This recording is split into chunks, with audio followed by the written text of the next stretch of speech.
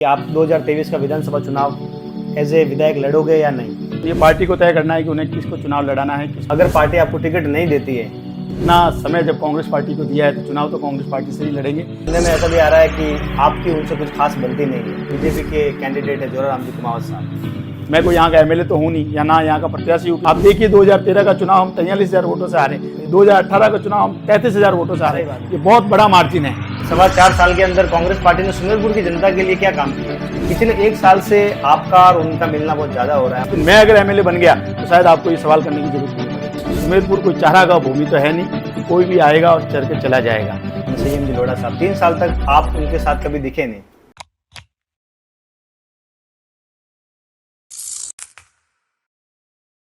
Hello, नमस्ते, आदाब, सत श्री अकाल, वेलकम टू द एमजे का शो। मैं हूं आपका होस्ट एंड दोस्त माजिद सिलावत। आज हम बात करेंगे गर्मी के बारे में। नहीं, ये गर्मी नहीं, राजस्थान में होने वाली चुनावों की गर्मी।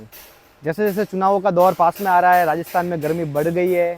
बड़े बड़े नेताओं का, बड़े बड़े मंत्रियों का सुमेरपुर में आना शुरू हो चुका है। इसी को लेकर आज चर्चा करने के लिए हम राजस्थान की सबसे हॉट सीट सुमेरपुर विधानसभा में पहुँचे हैं। तो आज हम आ गए सुमेरपुर की पूरी राजनीतिक समीकरण समझने के लिए। सुमेरपुर के एक नेता जिनको सुमेरपुर की राजनीति का चाणक्य कहा जाता है और राजस्थान सुमेरपुर विधानसभा के कद्दावर नेता, कांग्रेस के पूर्व युवा जिला अध्यक्ष, और हमेशा सुमेरपुर में कहीं पे भी अगर कंट्रोवर्सी होती है तो उनका नाम सबसे पहले होता है।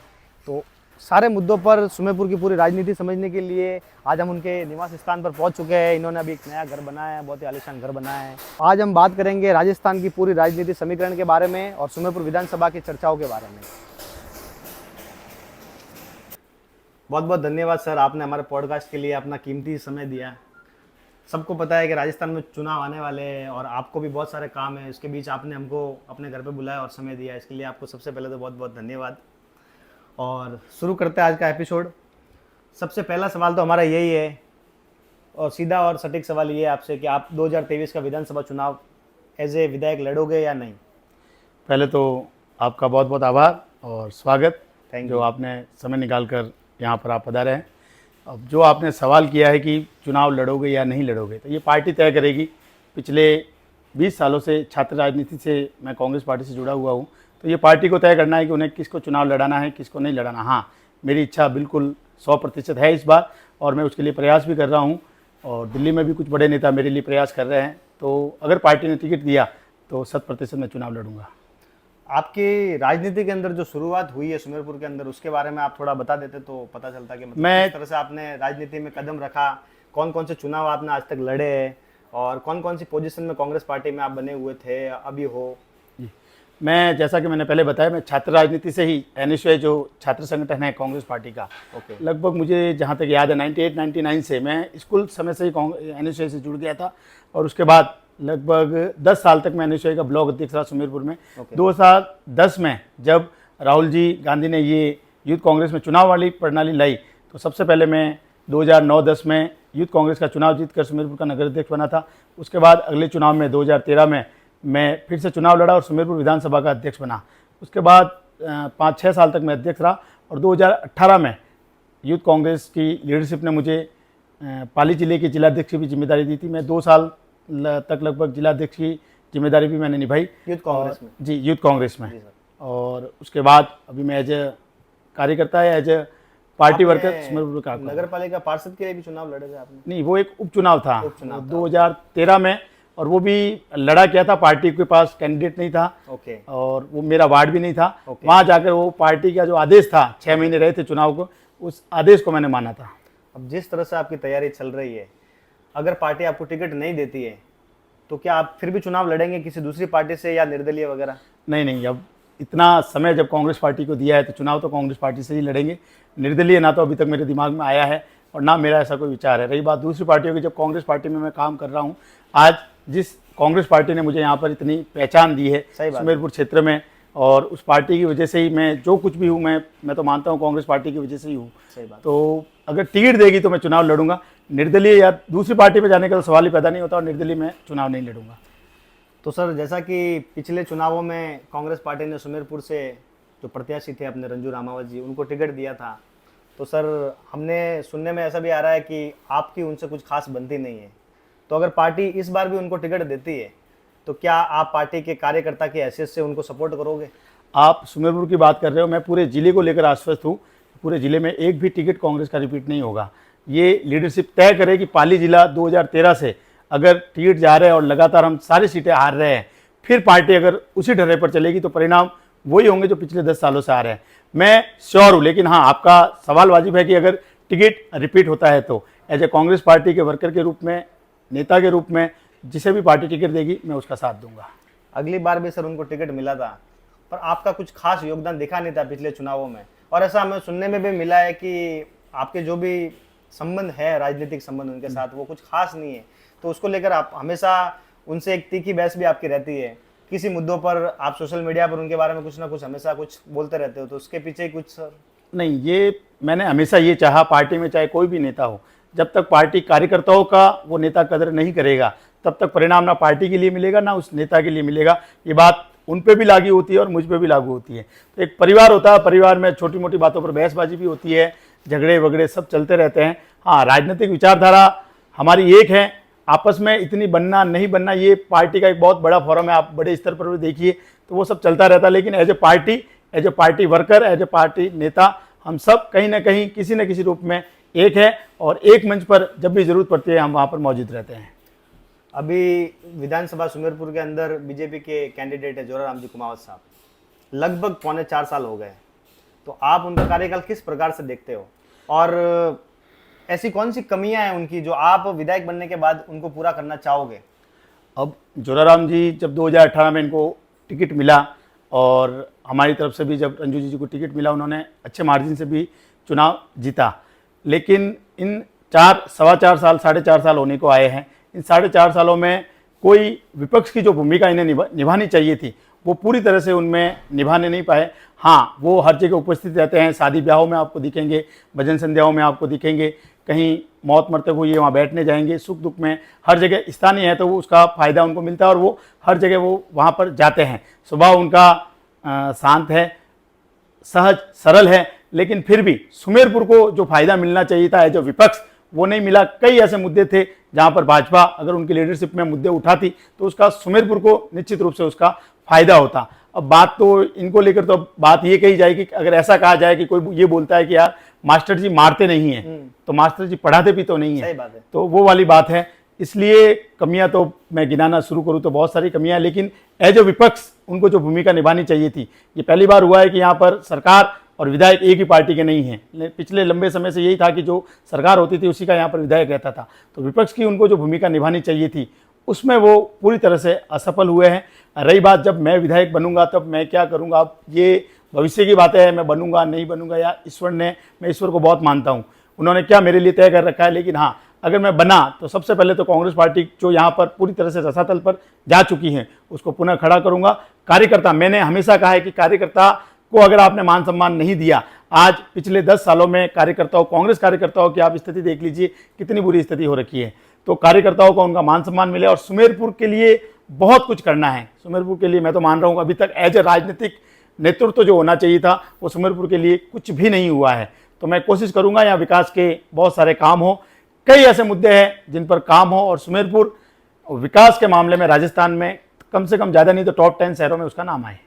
हमने ये भी देखा है कि सुमेरपुर के अंदर जो आम जनता है या ग्रामीण जनता है अड़ोस पड़ोस की, अगर उनको कुछ भी परेशानी होती है तो वो विधायक जी के पास ना जाकर आपके पास आते हैं, और आपको वो पर्सनली कॉल करते हैं, मैसेज करते हैं, और हमने ये भी देखा है कि आप तुरंत प्रभाव से उस पर कार्रवाई करते हो, जितना हो सकता है आप उसकी मदद करते हो। ये बात तो अब विधायक जी के पास लोग जाते हैं तो विधायक जी ये बोलते हैं कि सरकार कांग्रेस पार्टी की है, हमारा हाथ में कुछ नहीं है, अगर हम कुछ कोशिश भी करते हैं तो वो वहाँ से रोक देते हैं। क्या ये बात सही है कि मतलब आपका काम वो करवा रहे हैं, सरकार जो अपनी राज्य सरकार है अशोक गहलोत जी की, वो आपका काम करवा रहे हैं और विधायक जी का काम रोक रहे हैं, ऐसा कुछ है इसमें? नहीं, ऐसा कभी नहीं होता है। कोई भी आप चाहे आप देख लीजिए, कभी कोई सरकार किसी विधायक का या किसी क्षेत्र का, ये अगर विधायक कोई क्षेत्र की मुद्दा लेकर जाता है तो वो क्षेत्र का, क्षेत्रवासियों का मुद्दा होता है, वो पर्सनली किसी विधायक का मुद्दा नहीं होता है। लोग उनके पास भी जाते हैं, उनसे जितना बन पड़ता है वो करते हैं, हमारे पास आते हैं, हमसे जितना बन पड़ता है वो करते हैं। मेरा दूसरे नेताओं से जो मेरा में फ़र्क है वो यही है कि मैं अगर कोई काम हाथ में लेता हूँ तो उसके पीछे पड़ जाता हूँ, और जो काम होने जैसा नहीं हो, मेरे स्तर का नहीं हो, मैं कोई यहाँ का एमएलए तो हूँ नहीं, या ना यहाँ का प्रत्याशी हूँ कि मैं कोई ऐसा काम भी कर लूँ जो ना होने जैसा हो, ना होने जैसा हो तो मैं सर, स्पष्ट मना कर देता बोलते हूँ। हैं कि मतलब जितनी एमएलए की एक वो पहुंच नहीं, उतनी पहुंच आपकी है। नहीं। तो लोग उस भरोसे भी आपके पास आते हैं। नहीं, बड़े बड़े देखो। अक्सर बड़े बड़े नेताओं के साथ, बड़े बड़े मंत्रियों के साथ आपको सर जयपुर में, दिल्ली में देखा जाता है, और आपके एक फोन से काम हो जाते हैं लोगों के। तो लोग आपके पास क्यों नहीं आए सर? मैंने आपको पहले कहा है कि मैं 20 साल से राजनीति में हूँ, हम्म, तो उसका फायदा, जैसे जयपुर में भी काफ़ी नेताओं से मेरा संबंध है।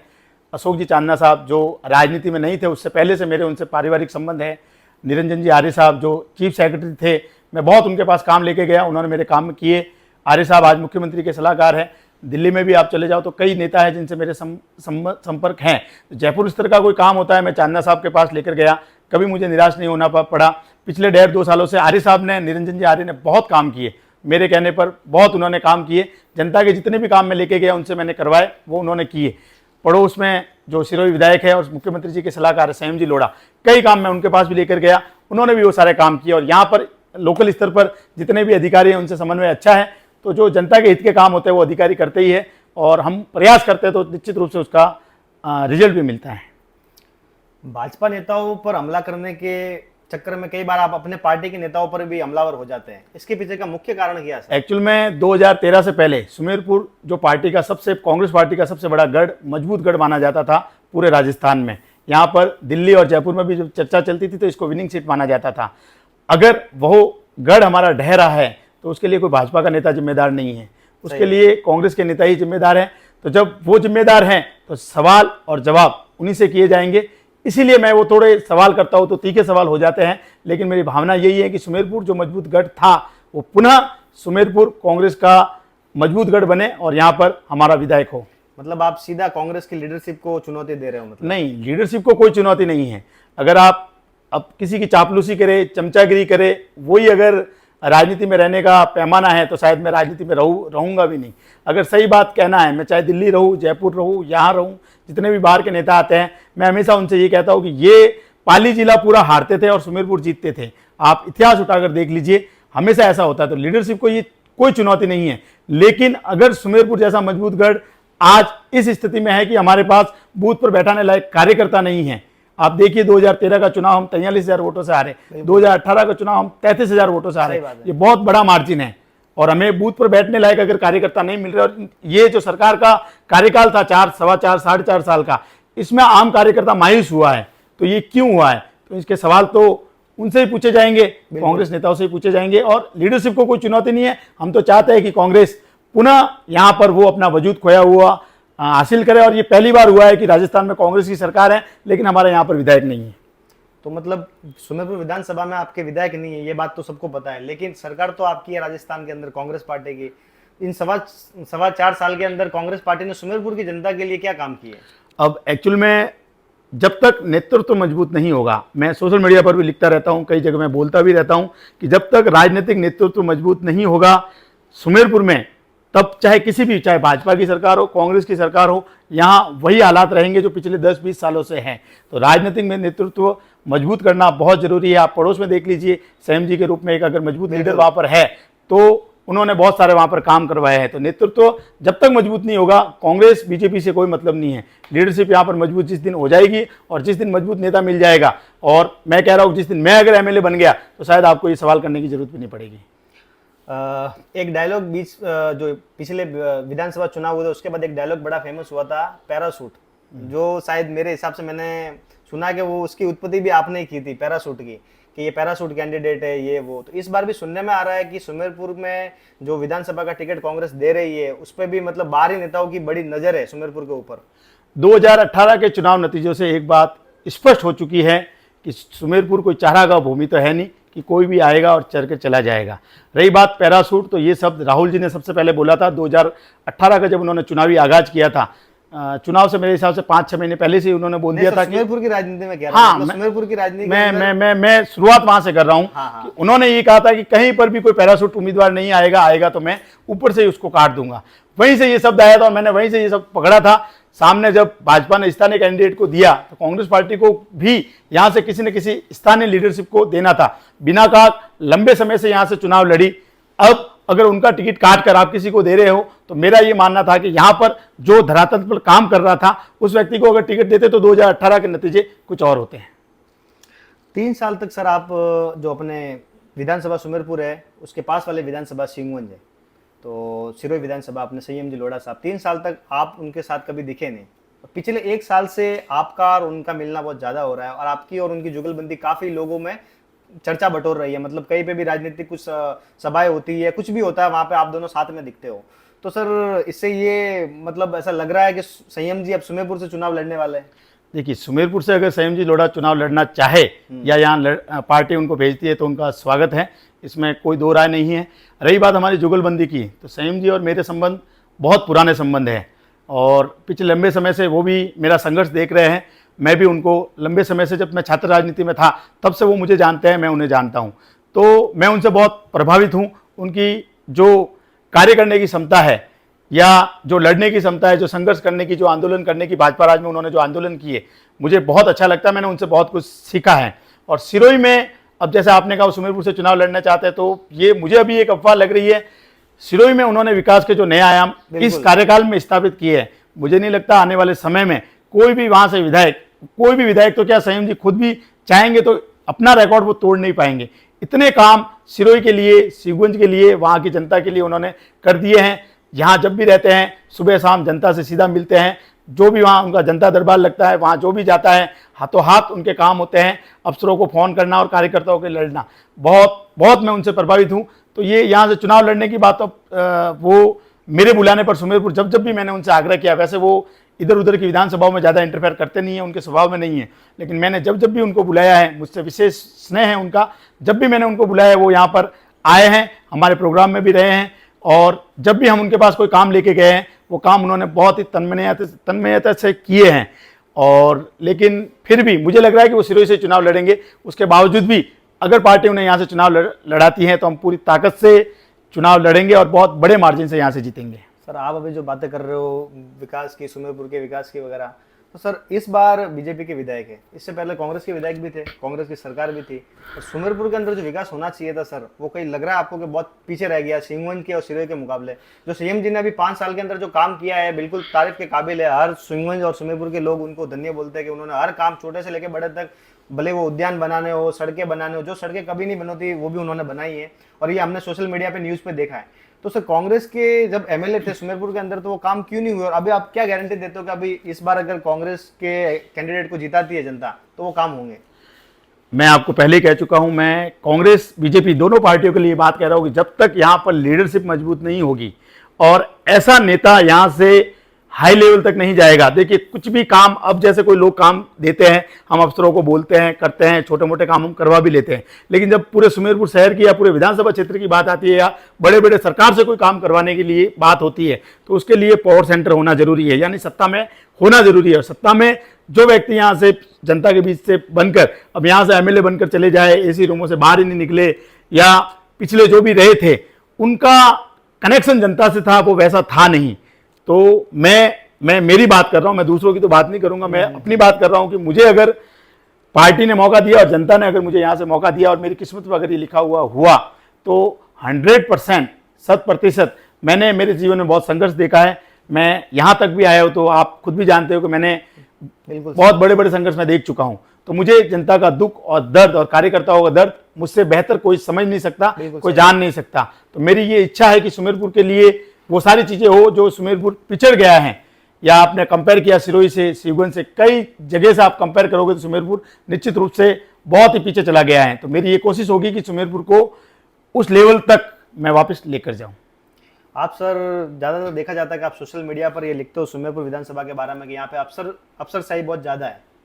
तो सर आपको लगता नहीं कि कांग्रेस यहाँ पे कमज़ोर हो गई है? नहीं, एक्चुअली में जहाँ मैं वापस बात वही आती है कि अफसरशाही तो हमेशा से बेलगाम ही रही है, आप कहीं भी चले जाइए। आपका आरोप बहुत ज़्यादा रहता है तो सुमेरपुर के अंदर। एक्चुअल में पिछले 4.25 साढ़े 4 सालों में अफसरशाही सुमेरपुर में निश्चित रूप से हावी रही है, क्योंकि वही बात है, लीडरशिप यहाँ पर कमजोर है। मजबूत जब तक नेतृत्व नहीं मिलेगा तब तक अफसरशाही नियंत्रण में नहीं रहेगी। हालांकि पिछले साल भर से कुछ अच्छे अफसर भी यहाँ पर आए हैं और कुछ काम भी हो रहे हैं, लेकिन अफसरशाही तभी नियंत्रण में रहेगी जब राजनीतिक नेतृत्व मजबूत होगा। सिरोही में अगर राजनीतिक लीडरशिप मजबूत है तो देख लीजिए पूरी अफसरशाही वहाँ पर नियंत्रण में है। सर आप राजनीति की मजबूती की बात कर रहे हो, आपकी पार्टी गुटबाजी के लिए जानी जाती है। भले आप बड़े पैमाने पर देखो तो सुबह के जो 2 बड़े मंत्री हैं, अशोक गहलोत साहब और सचिन पायलट साहब, उनके भी दो अलग अलग खेमे हैं। अभी वो कुछ राहुल गांधी जी ने और मल्लिकार्जुन खड़गे जी ने एक मीटिंग करके उनको वो किया है साथ में, पर सबको पता है कि वो दोनों अलग अलग गुट में बटे हुए हैं। उसी तरह सुमेरपुर के अंदर भी बहुत सारे गुट है कांग्रेसियों के, तो ये रात दिन सोशल मीडिया पे भी देखने को मिलता है, अखबारों में भी देखने को मिलता है। तो सर, इस गुट के चलते आप सुमेरपुर से कांग्रेस की सीट निकाल पाओगे? देखिए, आपने सही बात कही। मैं अशोक जी गहलोत और सचिन जी पायलट वो बड़े स्तर के नेता हैं, मैं उनकी बात तो मैं मेरे लेवल पर कर नहीं सकता, लेकिन हाँ सुमेरपुर की मैं बात करूंगा। अब गुटबाजी हावी क्यों होती है? अब यहाँ पर कुछ ऐसे लोग, कुछ ऐसे कार्यकर्ता जिन नेताओं का यहाँ से मतलब ही नहीं है, धरातल से मतलब नहीं है। स्थानीय का मतलब क्या होता है? वो मतलब होता है कि वो बंदा यहाँ का, यहाँ के जनमानस को जानता है और धरातल में लोगों के बीच में रहता है।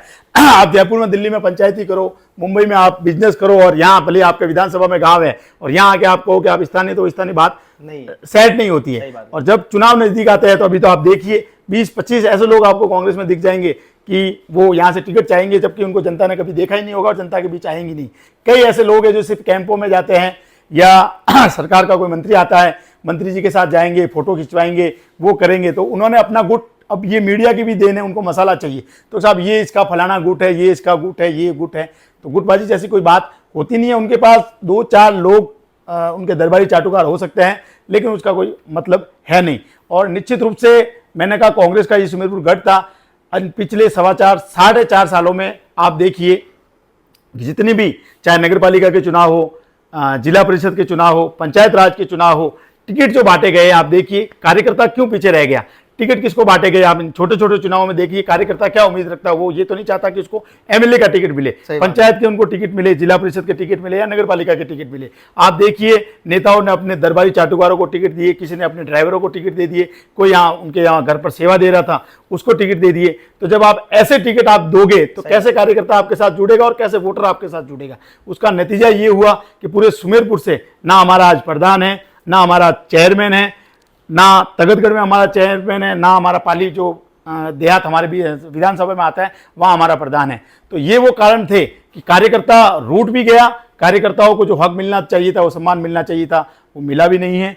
तो ये जरूर रहा है। अब मैं मेरे अलावा अगर बात करूँ तो आप हरिशंकर जी मेवाड़ा जो पूर्व प्रधान हैं, वो भी लगातार जनता के बीच में रहते हैं, बहुत ही सक्रिय हैं। अगर उनको भी पार्टी, मैं मेरी भी दावेदारी कर रहा हूं, उनको भी पार्टी टिकट देते हुए निश्चित रूप से यहाँ से सीट जीत सकते हैं। सुमेर सिंह जी मनवार हैं, वो भी बहुत लंबे समय से मेहनत कर रहे हैं, उनको भी दे तो ये सीट काफ़ी हद तक हम जीत जाएंगे।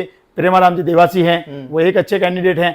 तो यहाँ के जो मैंने 2-4 नाम बोले हैं, इन लोगों को अगर मिलता है टिकट, मुझे ना मिलकर अगर इनको मिल करता है, इन्हें ना मिलकर मुझे मिलता है, तो निश्चित रूप से हम सब एक होकर ये सीट यहाँ से 100% हम जीत जाएंगे। लेकिन अगर वही ढर्रा पार्टी ने अपना है, लेकिन मुझे जहाँ तक पता है, अब काफ़ी नेताओं को ये पता भी चल चुका है और गहलोत साहब का भी स्पष्ट इशारा है, और मुझे नहीं लगता कि इस बार कोई गलत टिकट वितरण होगा।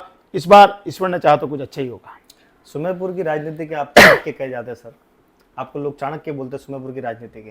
तो सर मेरा एक सवाल है आपसे ये कि मतलब कांग्रेस जो इस बार टिकट दे रही है उसकी एक लंबी लाइन है, उसमें बहुत सारे बड़े बड़े नेता, जो आपने 2-3 नाम तो भी बता दिए, लेकिन बहुत सारे ऐसे नाम है जो आपने बताए नहीं, तो एक लंबी लाइन है।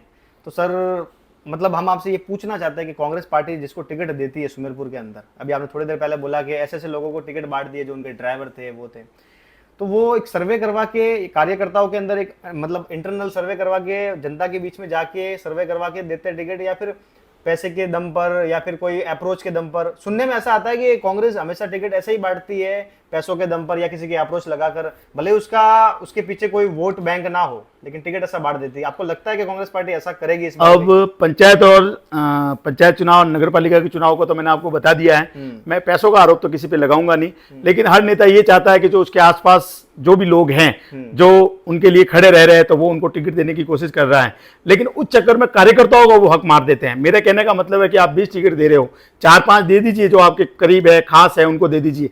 15 टिकट तो ये देख लीजिए कि वो चुनाव जीत सकता है या नहीं जीत सकता। सिर्फ मैं किसी को टिकट दे दूं, अब आज कांग्रेस पार्टी मुझे टिकट दे दे और मैं यहां से चुनाव ही नहीं जीत पाऊं, तो उसका क्या मतलब है? तो विशेष ये बात है कि आप टिकट कार्यकर्ताओं को हक मारकर आप किसी को टिकट देते हो, तो ये बिल्कुल गलत है और उसी का नतीजा कांग्रेस पार्टी भुगत रही है। पैसों का मैं आरोप नहीं लगाऊंगा, हाँ अप्रोच, सिफारिश, उन चीजों से यहाँ टिकट मिलते हैं। एमएलए के टिकट की आपने बात की कि सर्वे से मिलते हैं, अब सर्वे से मिलता तो आपको पता है 2018 का टिकट नहीं मिलता, उससे पूर्व भी जो टिकट मिले हैं, तो अब सर्वे भाजपा वाले तो इनसे कई चीज़ें सीखने को भी होती है कि वो इन चीज़ों पे ध्यान भी देते हैं। कांग्रेस पार्टी अगर इस बार इस चीज़ों पे ध्यान देगी तो निश्चित रूप से सरकार भी रिपीट होगी और हम यहाँ से भी बड़े मार्जिन से जीतेंगे। जैसा कि सर आपने बोला कि सर्वे का तो यकीन रहता नहीं कांग्रेस पार्टी में, लेकिन 2 दिन पहले एक सर्वे आया था सर, सोशल मीडिया पे काफ़ी वायरल हो रहा है, वो भी व्हाट्सएप पे, जो अपने लोकल लोग हैं उनके पास जा रहे हैं। उसमें 3 लोगों का नाम आया था, हरिशंकर जी मेवाड़ा साहब, रंजू जी रामावत, जिनका नाम आपने अभी लिया नहीं लेकिन उनका भी नाम चल रहा है जी, और तीसरा नाम था वो आपका था सर जी। इतनी बड़ी लिस्ट में तीसरा नाम आपका था, बहुत अच्छी बात है, बहुत बड़ी बात है। अगर पार्टी आपको टिकट दे देती है तो सिर्फ टिकट से तो जीत होती नहीं सर, उसके लिए वोट बैंक भी चाहिए। तो उस वोट बैंक को लाने के लिए आपकी क्या तैयारी है सर? मैंने आपको पहले भी कहा है कि अब आपने जो 3 नाम बोले तो रंजू जी का नाम चूंकि वो पूर्व प्रत्याशी रह चुकी है तो निश्चित रूप से उनका नाम तो वहाँ चलेगा ही चलेगा। पार्टी टिकट देना तैयारी भी तो सर वो कर रहे हैं वैसे। हाँ, मैं आपको कह रहा हूँ 20 लोग तैयारी कर रहे हैं, 5-7 मैंने आपको नाम बताया, उसके अलावा 10-15 आपको ऐसे लोग भी दिखेंगे जिनका कांग्रेस से या यहाँ से कोई मतलब ही नहीं है। सॉरी टू इंटरप्ट सर, पहले जो चुनाव हुआ था उस समय रंजू जी रामावत नए नए आए थे इधर, उस समय इनका इतना योगदान था नहीं था, लोग इतने जानते नहीं थे, पर इन 5 सालों में उन्होंने भी यहाँ पर काफी क्षेत्र में जाके लोगों से मुलाकातें किए, सभाएं किए, मिले लोगों से, तो उन्होंने भी एक पकड़ बनाई है अपनी सर, इसलिए सर्वे में उनका नाम आ रहा है। अगर उनको टिकट मिल जाता है तो क्या वो वोट बटोर पाएंगे? और अगर आपको टिकट मिल जाता है तो आप लोगों का वोट कैसे बटोर पाएंगे? उसके लिए क्या तैयारी है आपकी? मैं आपको ये स्पष्ट कह दूं कि मैंने पहले भी कहा है कि सिर्फ टिकट मिलना जीत की गारंटी नहीं है। सही बात। कांग्रेस पार्टी पिछले 10 सालों से बड़ा मार्जिन है, कोई 1000-2000 वोटों से नहीं आ रही है, 43,000 यानी बहुत बड़ा मार्जिन है। 33,000 बहुत बड़ा। 2018 में जब सरकार विरोधी लहर थी, वसुंधरा राजे जी की जो सरकार थी, उनके खिलाफ पूरा माहौल था, और उस माहौल में जब हमारी सरकार बनी, उस खिलाफ माहौल में भी हम 33,000 वोटों से आ रहे हैं, तो ये बहुत बड़ा मार्जिन है। इस मार्जिन को कवर करना बहुत बहुत मुश्किल काम है किसी भी कांग्रेस कैंडिडेट के लिए। अब आपने मुझे कहा कि मुझे टिकट मिलेगा तो जीत की क्या गणित रहेगी। जैसा कि आप कई सालों से मुझे जानते हैं, मैंने कभी भी जातिगत राजनीति नहीं की है। मैं हमेशा से चाहा है कि मानवता, उससे बड़ा कोई धर्म नहीं है। आप मेरे साथ आसपास भी आप देखोगे तो आपको मेरे साथ ST-SC के लोग दिखेंगे या कुछ गरीब तबके के लोग दिखेंगे। मैं मदद भी करता हूं तो कई ऐसे लोगों की करता हूं। हाँ, हालांकि मैं इनकी फोटोबाजी, शोबाजी वापस सोशल मीडिया पर डालना, ये सारी चीज़ें जैसा दूसरे नेता करते मैं करता नहीं हूं। तो मैंने हर जाति में आज युवाओं में कई बड़े मैं आयोजन करवाता हूँ, तो बड़ी संख्या से युवा मुझसे जुड़े हुए हैं, और मुझे तो इतना विश्वास है कि अगर मुझे टिकट मिलता है तो सुमेरपुर शहर में आज तक कांग्रेस ने लीड नहीं ली है। और अगर पार्टी टिकट देती है तो मैं 100% श्योर हूं कि मैं सुमेरपुर शहर से भी कांग्रेस पार्टी को लीड दिलवाऊंगा। दूसरी चीज, मैंने जातिगत राजनीति कभी नहीं की है, ये हर व्यक्ति जानता है, हर नेता जानता है, मुझसे जुड़े हुए और नहीं जुड़े हुए लोग भी जानते हैं कि मैं जातिगत राजनीति कभी नहीं करता हूं। तो उसका मुझे फायदा मिलेगा, और सुमेरपुर जो मायूस कार्यकर्ता है, मैं उनको घर जाकर उनको वापस मनाकर कांग्रेस पार्टी में लेके आऊंगा। और मुझे ये लगता है कि अगर टिकट देती है पार्टी तो निश्चित रूप से मैं दूसरों से बेहतर भाजपा को टक्कर दूंगा। सर, सुमेरपुर के अंदर मतलब आपके पास कोई पद नहीं है, ना कोई आप MLA हो, ना कोई पार्षद हो, उसके बावजूद भी आपने सुमेरपुर की जनता के लिए और गांव के लोगों के लिए बहुत सारे आंदोलन किए। इतने आंदोलन किए सर आपने इन 5 सालों में, वगैरह पहले भी किए होंगे और 5 सालों की बात कर रहे हैं अपन, तो सर मुझे खुद को भी याद नहीं उन आंदोलन के बारे में। तो सर मतलब जो भी आंदोलन आपने किए उसमें मतलब आपको सफलता कौन कौन से आंदोलन में मिली और जनता को कौन से आंदोलन से लाभ मिला है जो आपने किया है? अब एक्चुअल में जब भाजपा की सरकार थी 2013 से 2018 के बीच में, सबसे ज्यादा आंदोलन हमने उस वक्त विपक्ष में रहते हुए किए थे। जिम्मेदारी हमारी नहीं थी, लेकिन चूंकि हम विपक्ष में थे, मैं उस वक्त यूथ कांग्रेस का विधानसभा अध्यक्ष भी था, तो सबसे ज्यादा मैंने वहां पर आंदोलन किए थे। मैंने और हरिशंकर जी मेवाड़ा ने बहुत हमने आंदोलन किए। यहाँ की जो बाइक रैली सबसे बड़ी निकाली थी कांग्रेस की तरफ से, वो भी मैंने और हरिशंकर जी मेवाड़ा ने हमने निकाली थी। बाइक रैली किसके संदर्भ में थी सर? किसानों को मुद्दों को लेकर शायद कुछ थी। हाँ, किसानों को मुद्दों को लेकर, ये भी 2017-18 की बात है, एग्जैक्टली मुझे याद नहीं आ रहा था। उस वक्त हमने जितने भी हॉस्पिटल्स को लेकर आंदोलन किए थे वो हमारे सक्सेस हुए। नगर पालिका का हमने 2 या 3 बार घेराव किया था। जब भाजपा का बोर्ड था उस वक्त भी हमने नगर पालिका का घेराव किया था। मुकेश जी चौधरी अधिशासी अधिकारी थे, उस वक्त भी हमने उनका घेराव किया था। हाथों हाथ जितनी मांगे थी, हाथों हाथ हमने मनवाई थी, और उसके बाद ही नगर पालिका से हम उठे थे। अब मेरे इस स्वभाव में है कि चाहे कहीं भी कोई गलत चीज हो रही तो मैं उसके खिलाफ खड़ा रह जाता हूं। यही कारण है कि कांग्रेस की सरकार है। अब हमारे नेता तो कई बार बोलते भी रहते हैं कि यार पार्टी की सरकार है, उसके बावजूद भी आप खिलाफ खड़े हो जाते हो। लेकिन लड़ाई सिस्टम और जनता की जब भी लड़ाई होगी, मैं हमेशा जनता के साथ ही खड़ा मिलूंगा। तो जनता के लिए मैं अपनी पार्टी के खिलाफ भी खड़ा रह जाता हूं, सरकार के खिलाफ भी मैं आंदोलन करता हूं। राहुल जी ने भी कहा है कई बार, वो कहते हैं कि अगर आपको लगता है कि आपकी सरकार, आपके नेता, आपके मंत्री, मुख्यमंत्री कोई जनता की मांगे पूरी नहीं कर पाते हैं तो आप सड़क पर बैठ जाइए। और आंदोलन कीजिए। इंदिरा जी भी यही कहा करती थी। उसूलों पे आँच आए तो टकराना जरूरी है, और अगर जिंदा हो तो जिंदा नजर आना बस जरूरी वही बात है, इसलिए जनता के लिए हम लड़ते हैं। हमारी सरकार होने के बावजूद भी मैं बहुत सारे है। ज्ञापन आपने भी देता सर हूँ। जो भी आंदोलन किया सुमेरपुर के अंदर, जैसे डॉक्टरों के बीच में सरकारी हॉस्पिटल में भर्ती नहीं थे, आपने अनशन किया था लगभग 7 दिन का या ज्यादा किया मुझे पता नहीं। 24 दिन का। 24 दिन का अनशन किया था आपने, भूख हड़ताल वगैरह की थी वहाँ पे। उसके अलावा आपने जवाई पुनर्भरण के लिए हमेशा आप आगे रहते हो आंदोलनों में, और ऐसे छोटे छोटे बहुत सारे जो सड़क के लिए हो गया वगैरह, जिसके लिए भी है, बहुत सारा आपने आंदोलन किए, अपने सरकार के खिलाफ ही किए, आपने जाके आम जनता के लिए किए। तो सर जो भी आप आंदोलन करते हो तो उसके अंदर आपकी राजनीति क्या होती है? मतलब सरकार को टारगेट करना है या लोगों को, मतलब उसका जो भी होता है? नहीं, लड़ाई हमेशा हमारी मेरी सिस्टम से जब लड़ाई होती है, जब व्यवस्था का मतलब पूरा सिस्टम आ गया, उसमें सरकार भी आ गई और जनता, जब यहाँ कोऑर्डिनेशन की कमी होती है। आज आप सुमेरपुर में देख लीजिए, शिवगंज में जबकि विधानसभा सिरोही है, उसके बावजूद भी संयम जी ने जिला अस्पताल कर दिया। हमारे यहाँ पर जिला अस्पताल तो चलो नहीं है, उप जिला भी नहीं है, लेकिन कम से कम इतना तो यहाँ की जनता को हक है कि वो कुछ विशेषज्ञ डॉक्टर उनको मिल पाए। आप यहाँ का देख लीजिए, कई अलग अलग डिपार्टमेंट है, कई स्टाफ की कमी है, बिजली विभाग देख लीजिए या कोई दूसरे भी देख लीजिए। तो सड़कें अगर खुदी हुई है, अगर वहां पर सड़कें नहीं बन रही हैं, तो जनता के साथ जाकर बोलना और लड़ना। सड़क तो बनती है, लेकिन बोलने से, दिवाली से पहले शायद ये भगत सिंह सर्कल से लगाकर गांधी चौराहे तक एक सड़क थी जो खुदी हुई थी लेकिन बन नहीं रही थी। हम वहां गए, बोले, थोड़ा हंगामा किया, तो आतो हाथ 3 दिन में वो सड़क बन गई। तो कई ऐसे मुद्दे होते हैं जो छोटी छोटी चीजें होती हैं, काम वो होने होते हैं लेकिन समय पर नहीं होते, तो उसके लिए सरकार को जगाना भी पड़ता है, सिस्टम को जगाना पड़ता है, अधिकारियों को जगाना पड़ता है। मैंने कहा लीडरशिप कमजोर होने की वजह से ये सारी दिक्कतें आती है। अगर यहाँ लीडरशिप स्ट्रांग हो तो किसकी ये मजाल है कि कोई काम समय पर वो पूरा नहीं कर पाए। सुमेरपुर के अंदर सर अभी जो चुनाव होने वाले हैं, तो सिंपल सा सवाल है और छोटा सा सवाल है कि ये जो चुनाव होंगे ये धार्मिक मुद्दों पे होंगे या फिर विकास के मुद्दों पे होंगे? अब सुमेरपुर इस मामले में भाग्यशाली रहा है कि यहाँ पर धर्म के नाम पर या धार्मिक नाम पर लोग बंटते नहीं हैं। ये यहाँ का भाईचारा भी है कि यहाँ सभी धर्मों के लोग, चाहे वो हिंदू हो, मुस्लिम हो, सिख हो, ईसाई हो, सभी शांतिपूर्ण ये एरिया हमारा माना जाता है। कहीं भी आप तुलना कर दीजिए किसी दूसरी जगह से, तो यहाँ धर्म के नाम पर कभी मारधाड़ या वोटिंग या ऐसी चीज़ें कभी होती नहीं है। मुद्दा हमेशा विकास का होना चाहिए और मुद्दा हमेशा चेहरे का होना चाहिए। लोगों को ये पता होना चाहिए कि कौन व्यक्ति उनके लिए लड़ सकता है, कौन व्यक्ति उनके लिए बोल सकता है और कौन व्यक्ति उनके लिए काम करवा सकता है। तो जो काम करवाएगा, जिसका चेहरा होगा और जो विकास की बात करेगा और जो करवा पाएगा। बातें तो कोई बड़ी बड़ी नेता बोलते हैं, कई नेताओं का आपने देखा होगा जनता में खड़े होकर बोलते हैं कि आधी रात को भी आपके लिए मैं तैयार मिलूंगा, भरी दोपहर में आप कॉल करो, वो आपके कॉल भी नहीं उठाते हैं। तो वहां बोलकर मीठी मीठी बातें करके तालियां उनकी बटोरना वो एक अलग मुद्दा हो गया। जनता की पीड़ा को समझना, आप किसी के सुख में शामिल हो पाओ नहीं हो पाए, कभी किसी को बुरा नहीं लगेगा, लेकिन किसी के दुख और दर्द में आपको जाना बहुत जरूरी है। और दुख और दर्द जनता का क्या है, कहीं पर पानी की समस्या है, कहीं पर बिजली की समस्या है, कहीं पर सड़क नहीं है, कहीं पर नालियां नहीं है, हॉस्पिटल में डॉक्टर नहीं है, स्टाफ नहीं है। ये उनका दर्द और ये उनकी दुख दर्द की है। सरकार की, आज गहलोत सरकार की आप योजनाएं देख लीजिए, इतनी योजनाएं हैं। और जो महंगाई राहत कैंप हुए हैं, पूरा राजस्थान उससे लगभग 95% जुड़ चुका है। तो उन योजनाओं का फायदा भी कई व्यक्तियों को पता नहीं था। महंगाई राहत कैंप से पहले तक तो कई लोगों को पता भी नहीं था कि वो कितनी योजनाओं के पात्र हैं।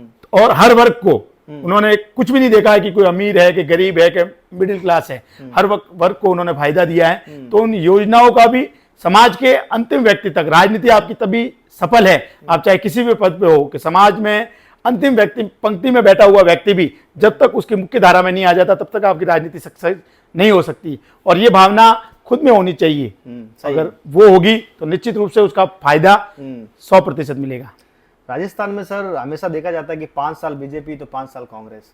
इस बार जो अशोक जी ने काम किए और बहुत बेहतरीन काम किए, और जैसा आपने बोला महंगाई राहत कैंप वगैरह, तो क्या लगता है अशोक जी इस बार रिपीट करेंगे या फिर वही सिलसिला जारी रहेगा आगे भी? नहीं, देखिए, जब कर्नाटक में कांग्रेस आई तो एक नारा चला था कि कर्नाटक में राज बदला है, राजस्थान में रिवाज बदलेगा। अच्छा। तो ये जो रिवाज है, पहली बार मैं भी देख रहा हूं और जनता भी देख रही है कि 4.5 साल होने को आए हैं, सरकार विरोधी माहौल आपको पूरे राजस्थान में कहीं भी नहीं मिलेगा।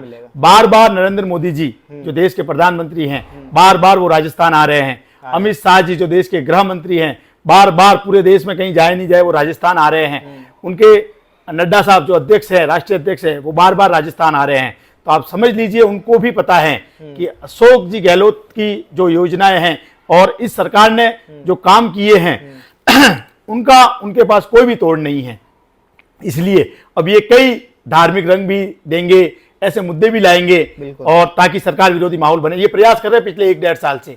लेकिन अब अमित शाह जब आए थे अभी लास्ट टाइम, तब उन्होंने बोला कि उदयपुर में जो कन्हैयालाल हत्याकांड हुआ उसके हत्यारों को एनआईए ने पकड़ा है। मतलब एक तो इतने बड़े पद पर बैठने वाले व्यक्ति गृह मंत्री देश के हैं और वो आकर इतना बड़ा झूठ बोलते हैं। आप अखबार उठाकर देख लीजिए, 4 घंटों में राजस्थान की पुलिस ने, राजस्थान की सरकार ने उनको अरेस्ट किया था और उसके 3 या 4 दिन बाद एनआईए को वो जांच सौंपी गई थी। तो अगर वो इतना झूठ बोलकर ये एक प्रोपोगंडा यहाँ पर तैयार कर रहे हैं सरकार के खिलाफ, तो उसमें सक्सेस नहीं होंगे। और अभी जो कल परसों मीटिंग हुई है दिल्ली में, सारे हमारे राजस्थान के नेता गए हैं और वहां पर आने के बाद, मीटिंग से आने के बाद सचिन जी पायलट ने जो स्टेटमेंट दिए हैं, तो उससे अब इनके बीच में जो छोटे बहुत मतभेद थे वो भी पार्टी लेवल पर और हाईकमान लेवल पर वो सुलझ चुके हैं। और अब गहलोत साहब और पायलट साहब दोनों ने ये कह दिया कि हम मिलकर लड़ेंगे और 100% सरकार रिपीट करेंगे। इतनी बेहतरीन योजनाएं भाजपा वाले भी कहते हैं। कई मेरे भाजपा के मित्र वो कह रहे हैं कि इस बार आपको हराना मुश्किल है। अच्छा। आपको मतलब कांग्रेस की सरकार को हराना मुश्किल है और सरकार रिपीट होगी। उन्हें भी पता है, जन जन ये जानता है। और महंगाई राहत कैंप के बाद तो जनता को पता चल गया कि इतनी योजनाएं हमारे लिए लाई गई थी। आप एक्सीडेंट हो जाए तो 10 लाख तक का आपके इलाज वहां पे फ्री है, एक्सीडेंट हो जाए तो इमरजेंसी में इलाज आपका फ्री है, गेहूं आपको मिल रहे हैं, 100 यूनिट आपको लाइट फ्री। मतलब इतनी योजनाएं कि आप बोलते बोलते थक जाओगे। तो इसका फायदा, और सरकार विरोधी माहौल नहीं है। 2018 में आपने देखा था कि 2-3 साल हो गए, उसके बाद वसुंधरा जी की सरकार के खिलाफ बहुत भयंकर माहौल बन गया था। तो सरकार विरोधी माहौल नहीं है। मुझे तो, आप जीत की बात कर रहे हो, मुझे तो ऐसा लग रहा है कि इस बार हम 150 से भी ऊपर सीटें लाकर एक बड़े मार्जिन के साथ सरकार बनाएंगे। अच्छा, तो सर जब से मोदी जी की सरकार आई है केंद्र में, कांग्रेस के खिलाफ एक सर छवि बन गई है कि कांग्रेस के सारे नेता भ्रष्टाचार है और कांग्रेस ने इतना करप्शन किया है 70 सालों में कि मतलब इतना कोई जिंदगी भर नहीं कर सकता, इतना करप्ट। मतलब एक छवि बन गई है कांग्रेस की ऐसी। तो मतलब आप जब बोलते हो कि ये लोग आप पे एक प्रोपेगेंडा बनाते हैं या पे एलिगेशन लगाते हैं, तो आप लोग इनको जवाब क्यों नहीं देते कोर्ट के जरिए या फिर वॉट एवर, जैसे भी आपको जवाब देना होता है? मतलब ये हमेशा एक छवि बनाते हो और जनता भी मान लेती है कि हाँ कांग्रेस ही भ्रष्टाचार है। अभी एक्चुअल में एक सिस्टम होता है कि किसी का भी शासन बहुत लंबे समय तक जब चलता है ना, तो सरकार में ये होता है कि दूसरी पार्टियों को भी वो मौका देते हैं। जैसे पश्चिम बंगाल में लेफ्ट का शासन चला 35 साल के बाद ममता बनर्जी ने 2011 में 12 में जीत हासिल की थी। तो मोदी जी जब से आए, इससे पहले भी इनके नेता रहे हैं, अटल जी थे, उनके सभी पार्टियों से अच्छे संबंध थे, आडवाणी जी थे, उनके भी सबसे अच्छे संबंध थे। इन्होंने, मोदी जी और अमित शाह जी ने, जो जितनी भी सेंट्रल एजेंसियां हैं उनका दुरुपयोग इनसे ज्यादा कहीं पर भी नहीं हुआ होगा। आपने देखा ही होगा, ईडी, इनकम टैक्स, सीबीआई, जबकि वही नेता जब उनकी पार्टी में चले जाते हैं तो सारे वो दूध के धुले हो जाते हैं। अभी महाराष्ट्र में भी इन्होंने किया, अजित पवार और उनके जितने भी वो नेता थे उनको ईडी और इनका डर दिखाकर अपने पाले में ले लिया। तो ये इनकी एक बहुत बड़ा प्रोपेगेंडा है। और निश्चित रूप आपने सही कहा कि जनता भी मान रही है। सोशल मीडिया पर मार्केटिंग, मतलब जो भाजपा मार्केटिंग करती है वो मार्केटिंग अभी तक कोई नहीं कर पाया। तो आपने सारा समीकरण हमको बता दिया किस तरह से कांग्रेस पार्टी चुनाव लड़ रही है इस बार, कैसे टिकट वितरण करेगी। अगर सर मान लो आपकी सरकार बन भी जाती है राजस्थान में और उसके बाद में बीजेपी की तरफ से ऑपरेशन लोटस चलाया जाता है, तो क्या गारंटी है कि सरकार सर बनी रहेगी? क्योंकि देखो पहले भी विधायक मध्य प्रदेश में आपकी सरकार बनी थी कांग्रेस पार्टी की, लोगों ने वोट तो दिया था आपके लोगों को, लेकिन वो बाद में तोड़ के बीजेपी में चले गए। तो फिर जनता का भी विश्वास कहीं ना कहीं थोड़ा कम हो जाता है कि हम वोट दे देंगे, इनको जिता देंगे, फिर ये बाद में पार्टी चेंज कर लेंगे। तो उसके ऊपर पार्टी का कोई एक्शन सर? तो आपको क्या लगता है कि राजस्थान में ऑपरेशन लोटस का इन्होंने प्रयास नहीं किया? प्रयास किया, बड़े स्तर पर इन्होंने प्रयास किया। ये दूसरी जगह सफल हो गए, चाहे मध्य प्रदेश में हो, महाराष्ट्र में हो, और भी कई राज्यों में, गोवा में आप चले जाओ, ये वहां पर सक्सेस हो गए। लेकिन राजस्थान में अगर ये सफल नहीं हो पाए तो यहाँ का कांग्रेस का विधायक वो बिकाऊ नहीं है, ये साबित भी हो गया है। और जो राजस्थान की कांग्रेस की सरकार है और दिल्ली जो हमारा हाईकमान है राहुल गांधी और उनके नेतृत्व में यहाँ का जो विधायक और यहाँ का नेता है उसने ये साबित किया है, कांग्रेस की सरकार को उन्होंने मजबूती दी है। अगर ऑपरेशन लोटस सक्सेस हो जाता तो मेरे हिसाब से आज से 2 साल 2.5 साल पहले ही यहाँ पर सरकार गिर जाती और भाजपा की सरकार बन जाती। मुझे नहीं लगता कि ये यहाँ के ब्लड में है कि ये राजस्थान की वीरों की भूमि है, वो पैसों के लिए ऑपरेशन लोटस को सक्सेस करेंगे, मुझे ऐसा नहीं लग रहा है। भारत जोड़ो यात्रा के बाद राहुल गांधी जी की छवि काफी चेंज हुई है। सब कांग्रेसी नेता मानते हैं और दूसरे भी मानते हैं, बीजेपी के नेता, कोई भी पार्टी के नेता। आप राहुल गांधी जी को किस नजरिए से देखते हो पार्टी के कार्यकर्ता के हिसाब से? राहुल गांधी जैसा ईमानदार और नेक इंसान राजनीति में आपको कभी नहीं दिखेगा। ये कभी झूठ नहीं बोलते हैं।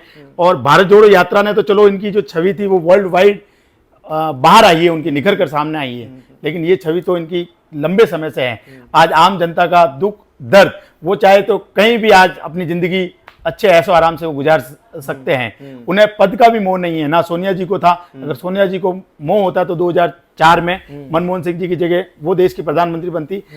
जितने भी हमारे सांसद जीत के आए थे और जितने भी सहयोगी दल थे वो सभी चाह रहे थे कि, और पूरा देश ये देख रहा था कि सोनिया जी ही प्रधानमंत्री बनेंगे, और उनकी लीडरशिप में ही यहाँ पर वोटिंग भी हुई थी।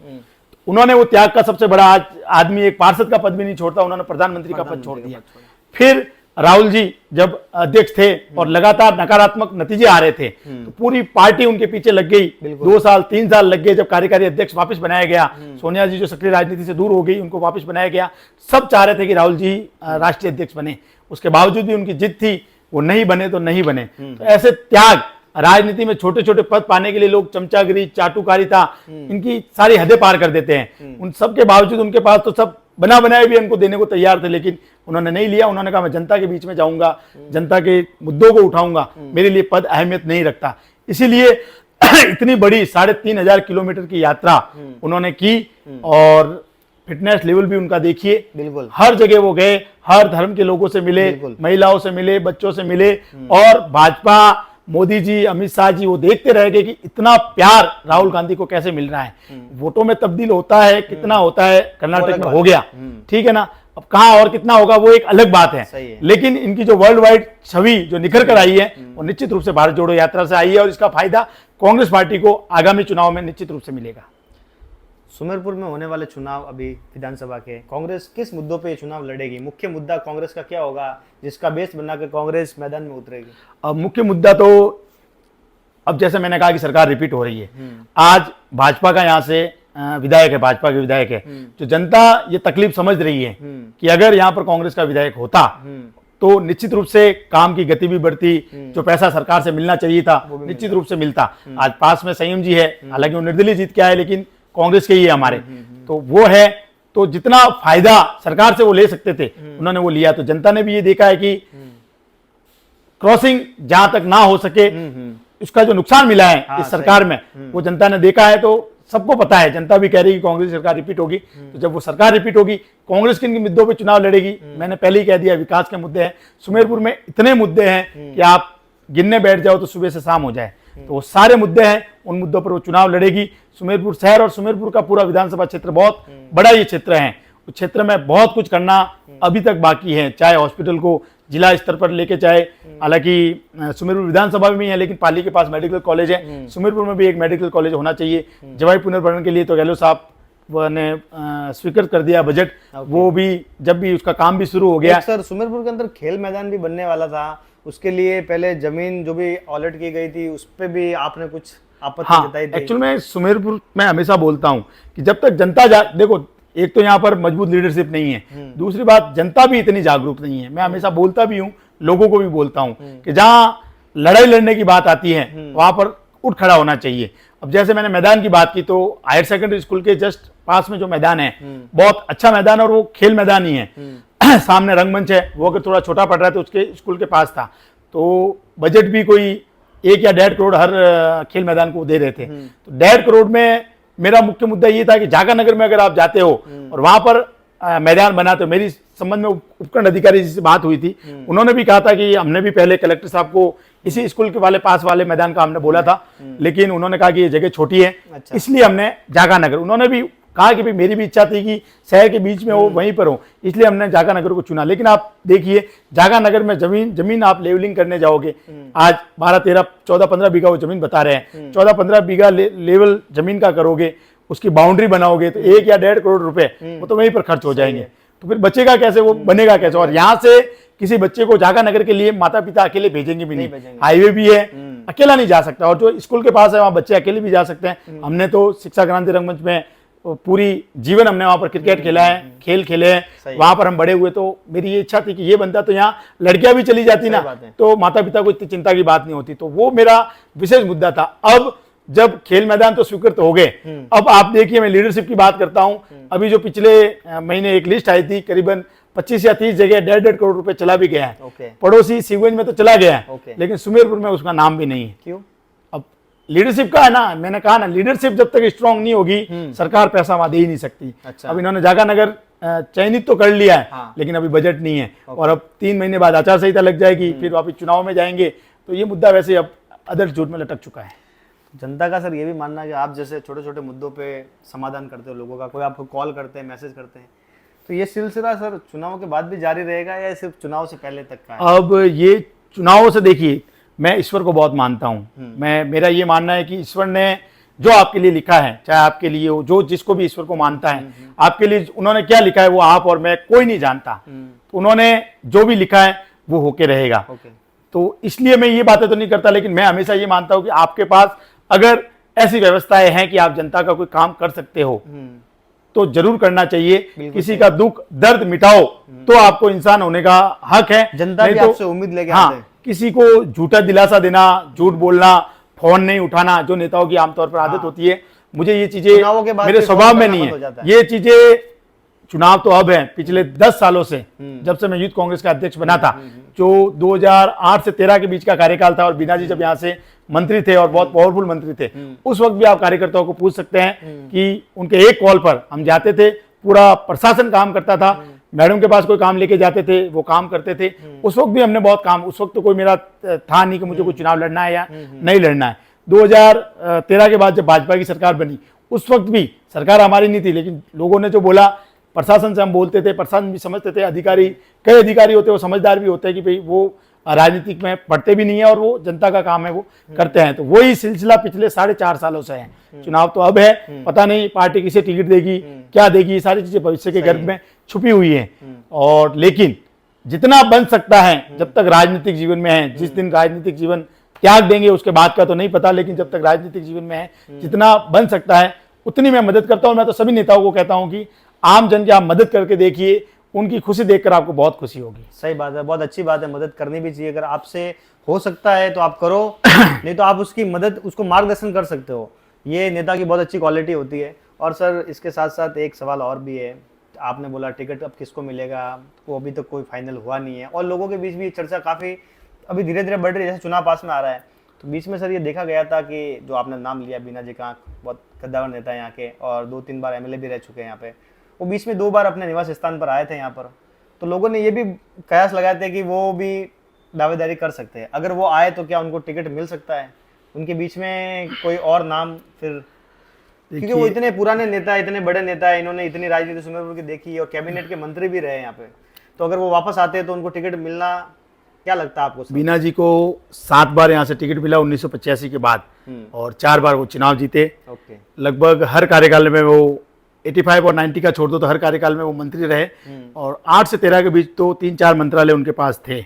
2018 में उनका टिकट जब कट गया तो मुझे लग रहा है कि उनको जनता के बीच रहना भी चाहिए था, और रहा यहाँ 2 बार जैसे यहाँ पर आए, तो यहाँ पर इनका फार्म हाउस है और घर है उनका, पर्यावरण प्रेमी भी है, वो काफी यहाँ पर आते भी थे पहले भी। हाँ। तो अब जनता क्या क्या, अभी उन्होंने तो मुझे नहीं लगता कि कुछ, मैंने बीच में उनसे पूछा भी था, उस बात को 1.5 साल हो गया है, उन्होंने ऐसा कोई हिंट्स मुझे दिया नहीं था। अब जनता है, जनता तो कोई भी यहाँ पर आए, 4 पोस्टर लगे, उसको भी बोलती है कि टिकट राजनीतिक संबंध उनके साथ कैसे है बीना जी? नहीं, मेरा बीना जी से पूर्व में भी बहुत अच्छे संबंध है और वर्तमान में भी मेरे बहुत अच्छे संबंध है। चलो, बहुत अच्छा लगा आपसे सुमेरपुर की राजनीति के बारे में बात करने के लिए, और जैसा इन्होंने बोला है वो तो आगे जाके पता चलेगा कि इनकी वाणी कितनी सिद्ध होती है, लेकिन हम तो आशा करते हैं कि इनका भविष्य आगे भी उज्जवल रहे और ये चुनावों में, जिस भी चुनाव में जाए या कहीं पे भी जाए, ये बहुत सक्षम बने। थैंक यू हमारे साथ जुड़ने के लिए सर, और आपका कीमती समय देने के लिए धन्यवाद। बहुत बहुत आज माजिद सिलावट के साथ बहुत अच्छा लगा। बहुत ही होनहार ये युवा है, मैं लंबे समय से जान रहा हूँ, और मेरा ऐसा मानना है कि अपने क्षेत्र से कोई भी युवा किसी भी फील्ड में अगर आगे जा रहा है तो उसका हमें 100% सहयोग करना चाहिए और समर्थन करना चाहिए। हम बॉलीवुड के एक्टरों का करते हैं जो हमको जानते भी नहीं है, तो ये जो लड़का है, मैं लंबे समय से देख रहा हूँ, बहुत होनहार है, बहुत काबिल है और बहुत अच्छा कहते हैं वक्ता भी हैं। बहुत अच्छे आज भी सवाल मुझसे किए, मुझे उम्मीद नहीं थी कि इतना अच्छा ये इंटरव्यू भी लेगा। तो मेरा आप सभी सुमेरपुर वासियों से, शिवगंज वासियों से और अपने पूरे क्षेत्र से जितने भी लोग हैं, मैं उनसे हाथ जोड़कर निवेदन करता हूं कि इनके चैनल को आप लाइक करें, फॉलो करें, बहुत इस चैनल को बुलंदियों तक लेकर जाए और बड़ी संख्या में अपने दोस्तों को भी बोले कि इस चैनल को बहुत आगे लेके जाए। ये चैनल अगर आगे जाएगा तो इस पर सुमेरपुर के मुद्दे उठेंगे और बिल्कुल वो आगे नेताओं तक और सिस्टम तक, अधिकारियों तक जाएंगे तो उनका समाधान भी होगा। तो आप सब इसमें बढ़ चढ़कर भाग लें। थैंक यू, जय हिंद।